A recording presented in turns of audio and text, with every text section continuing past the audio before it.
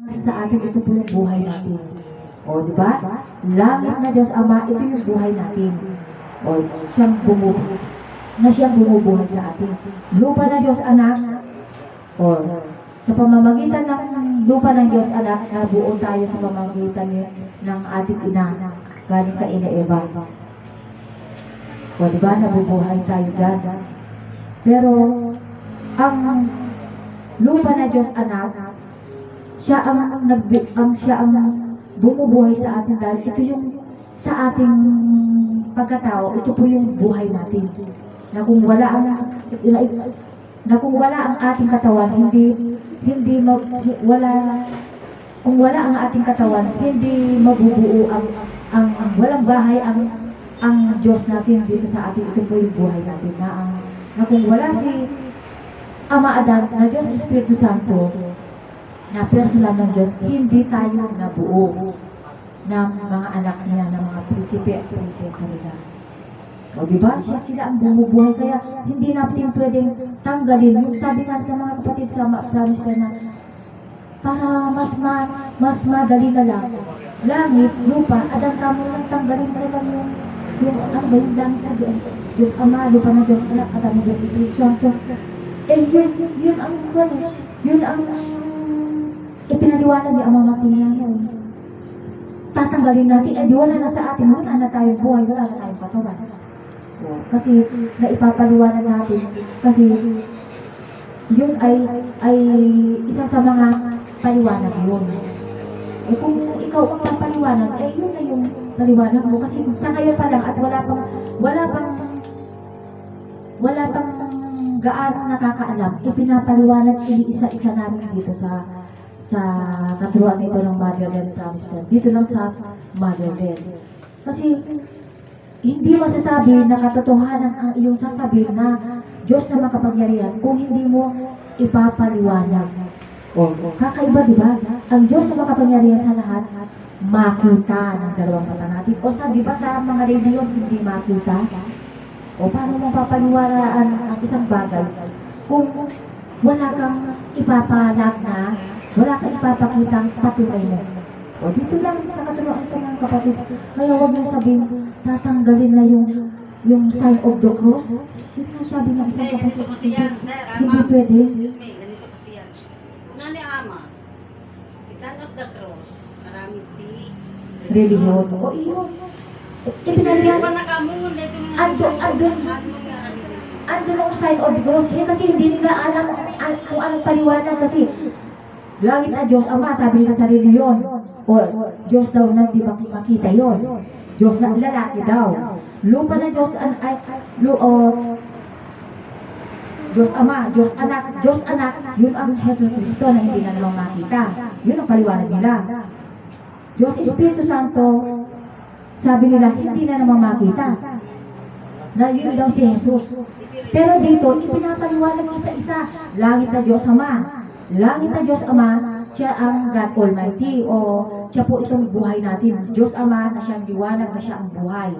Lupa na Diyos Anak, siya ang ating katawan. O pinagbulan ng ating,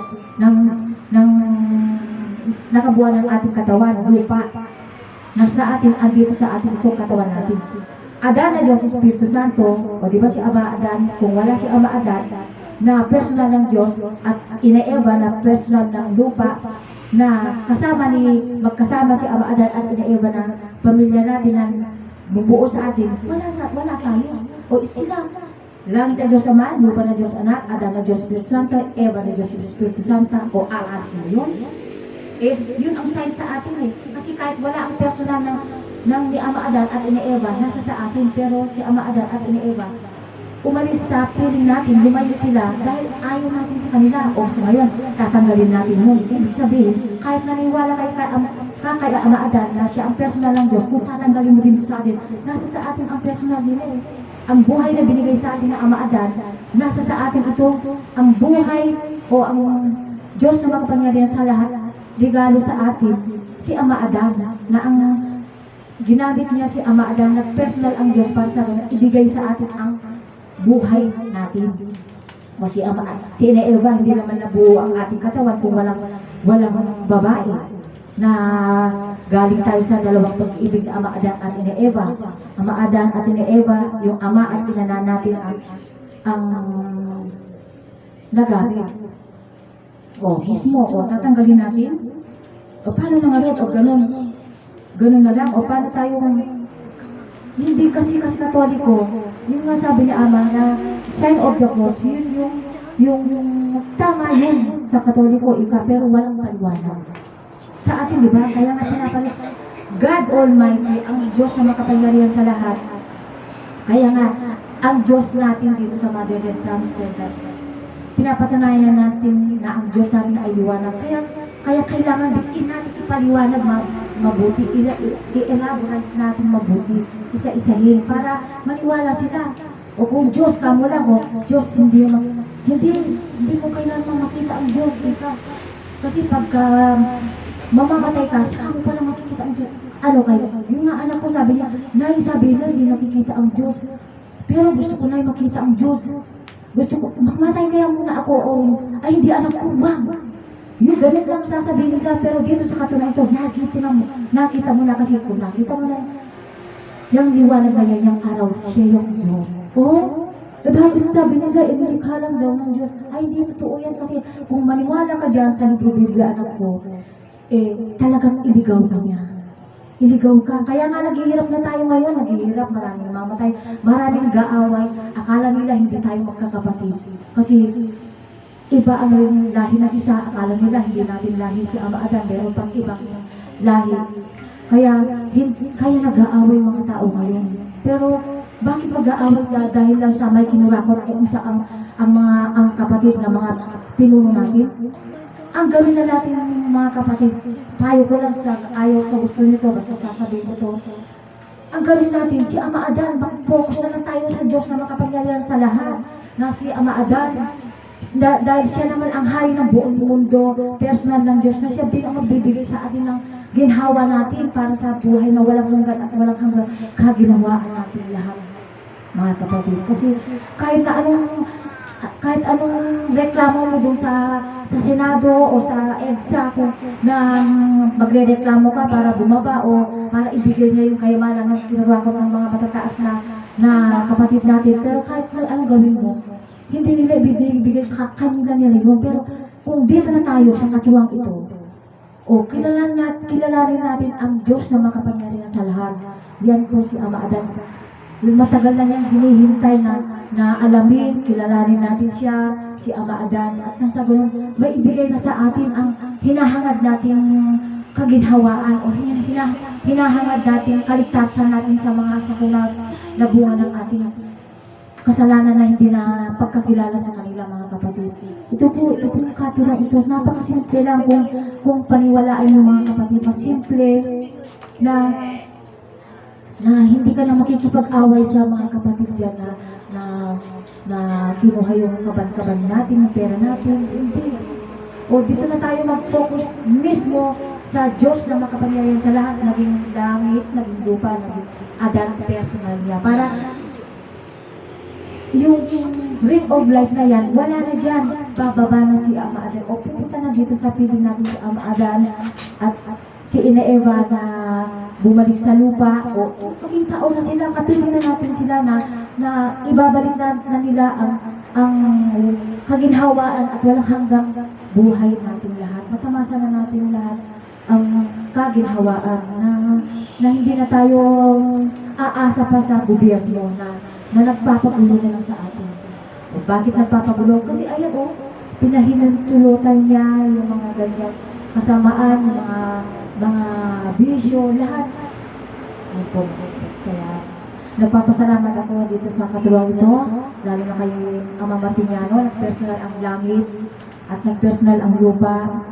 Lalo na dito sa mga kapatid dito sa Motherland at nakilala nila, sila ang nakakilala, nakaunawa kung ano at sino ang bumubuhay sa ating lahat. God Almighty, naging langit, naging lupa, naging Adan. Langit na ito kung buhay natin, lupa na ito itong katawan natin, na Diyos Espiritu Santo, regalo sa atin ng Diyos sa pamamagitan ng personal niya, ito po yung buhay natin.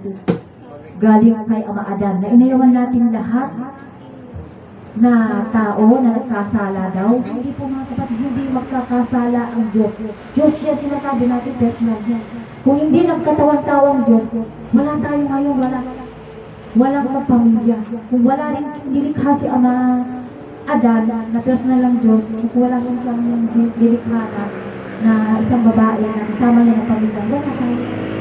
Kaya kailangan na natin pagkaisahan na kilalanin, mahalin si Ama Adan at Ina Eva. Yan lang po ang susi sa kaligtasan natin sa mga kapahamakan na nagbabadya para sa buhay na walang hanggan at walang hanggang kaginhawaan nating lahat. At sa lahat ng mga nanonood, gumising na tayong lahat mga kapatid, sa mga baguhan, gumising na tayong lahat. At sa mga dati na, sabi ko nga, nakita ko doon sa Facebook, sabi ko, Taiwan at China daw, may binabalak na gera daw sa girahin daw ng China ang Taiwan. Sabi ko, ay mga kapatid, kailangan magkasama na tayo mga kapatid, magsiuwi na kayo dito bago pa mangyari. Kasi nakakabahala na kasi kahit na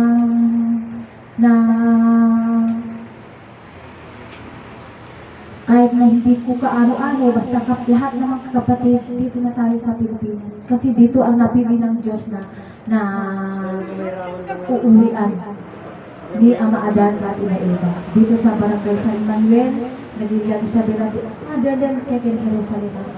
Magkasama na tayong lahat dito.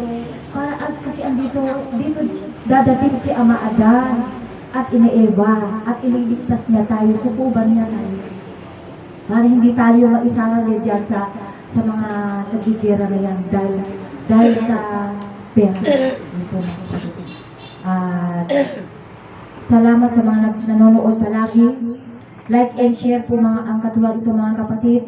Dahil ito, sinasabi namin sa inyo na i-like and share para maraming mga kapatid, marami tayo buong mundo na maliligtas sa kapamahakan para sa buhay na walang hanggan at walang hanggang kaginhawaan natin lahat.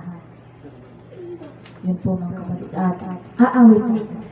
Isipin ang latumada na pag yan ang